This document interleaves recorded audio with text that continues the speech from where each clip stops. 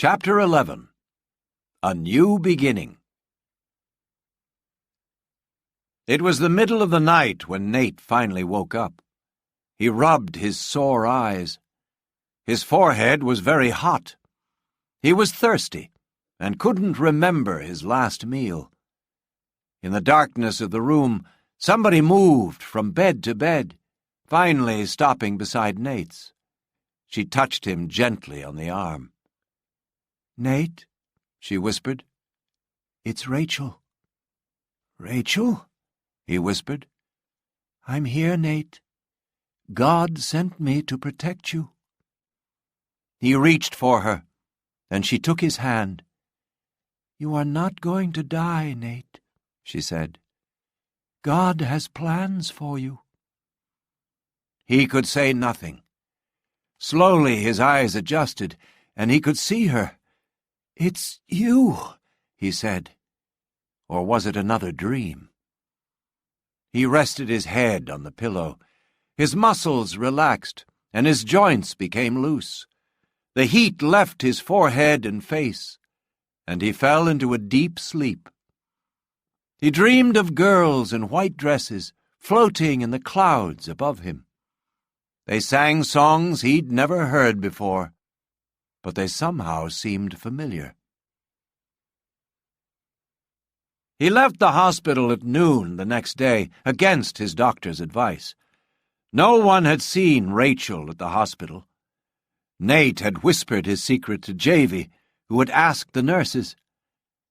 After lunch, Javy began walking through town on foot, searching for her. No one seemed to know anything about a white woman arriving from the Pantanal. In Valdir's office, Nate phoned Josh Stafford. "The fever is gone," he said. "I'll come home in a couple of days." "Okay. Tell me about the woman." "She's not interested in the money. You can't talk this woman into anything. I tried, got nowhere. So I stopped." "Nobody walks away from this kind of money, Nate. Couldn't you talk some sense into her?" "No, Josh. She is the happiest person I've ever met, perfectly content to spend the rest of her life working among her people. It's where God wants her to be." "She signed the papers?" "No, sorry, boss. I tried to make her sign them. She'll never sign them." Javy found no trace of Rachel, and he began to doubt his friend's story. Dengue makes you see things, makes you hear voices, makes you believe in ghosts. But he kept searching. Nate also walked the streets. He saw the lights of a small church. That, he thought, is where she will be. He stopped in the door and counted 5 people among the chairs. There was no one like Rachel. 3 more people came in from the street. A young man with a guitar began to play and sing. "I need Rachel," Nate thought. "The burdens I left with her have found me again. I need her to sit with me, to hold my hand and help me pray."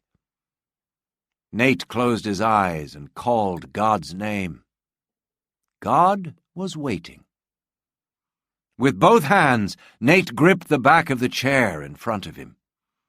He repeated every weakness and evil that attacked him.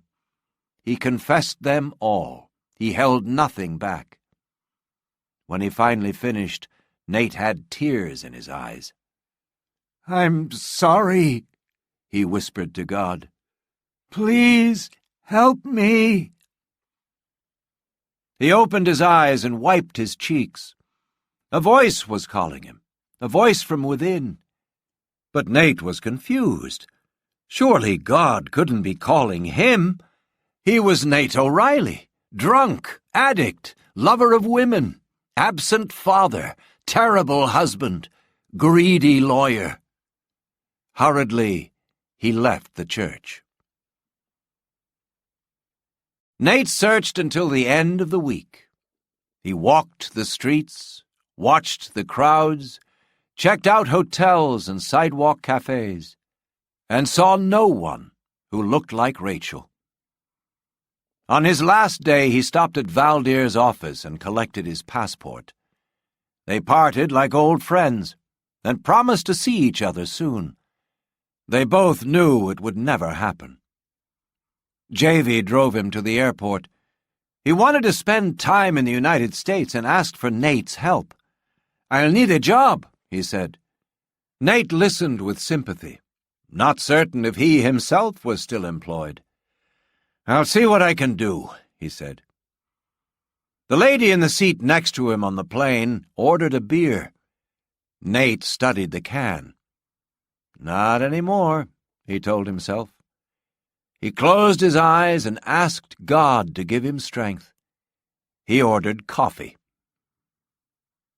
Hours later, the plane dropped through the clouds.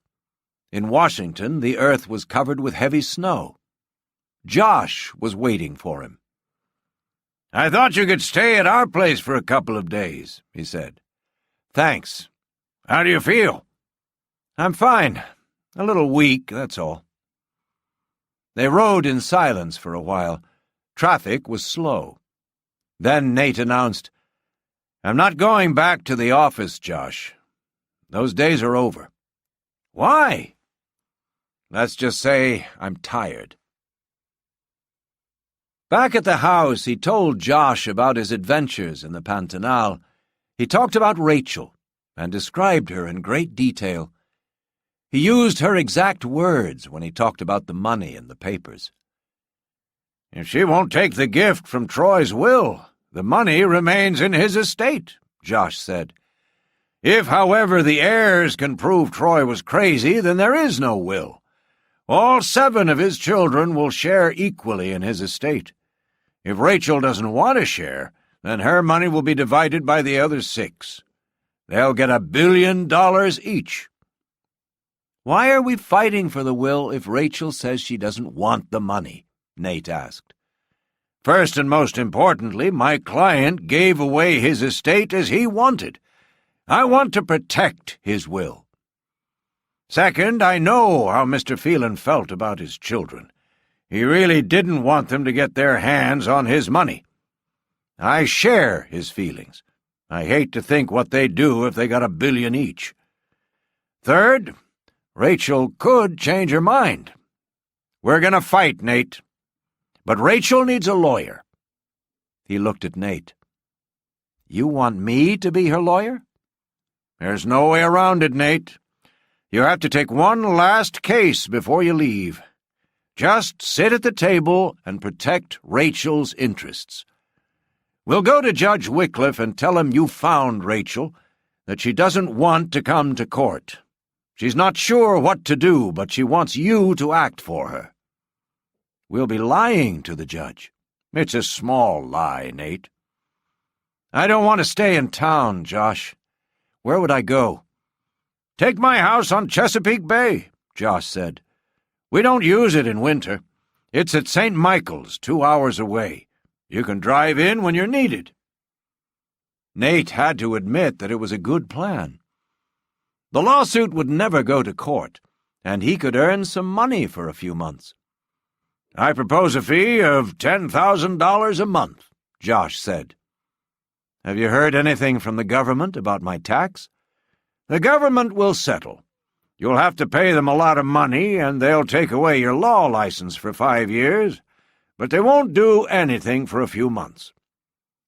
"Thanks, Josh." Nate was tired again. He wanted a warm, soft bed in a dark room. St. Michael's had a population of 13,000. There were stores on both sides of the main street, old buildings side by side. The house was on Green Street and had a view of the harbor.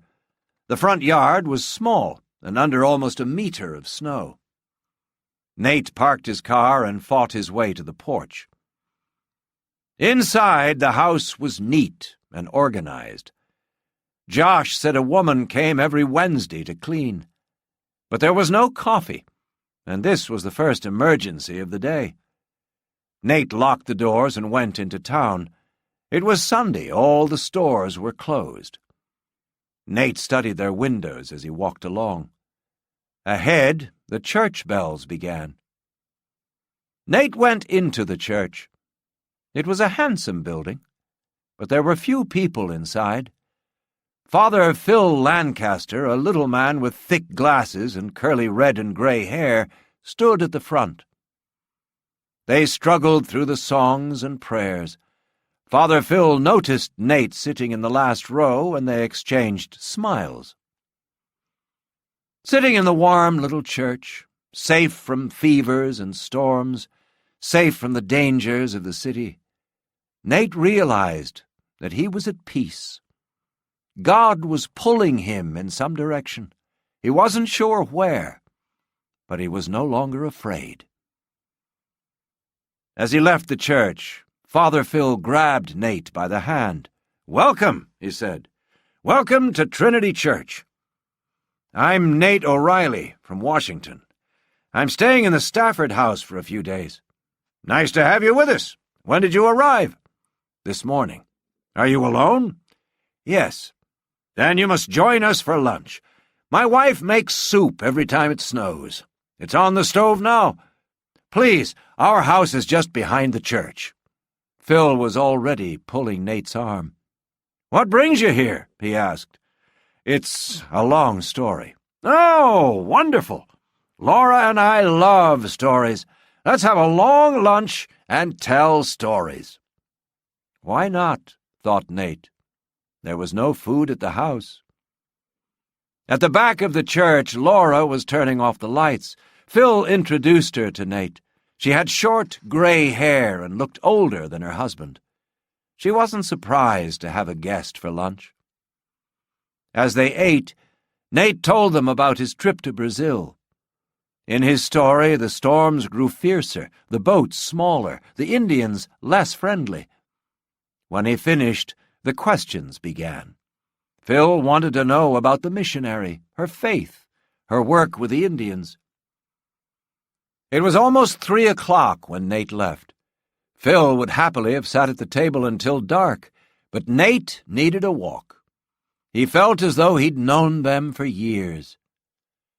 Near the harbor, he found a small store and bought coffee, soup, and cookies. There were bottles of beer by the counter. He smiled at them, happy that those days were behind him.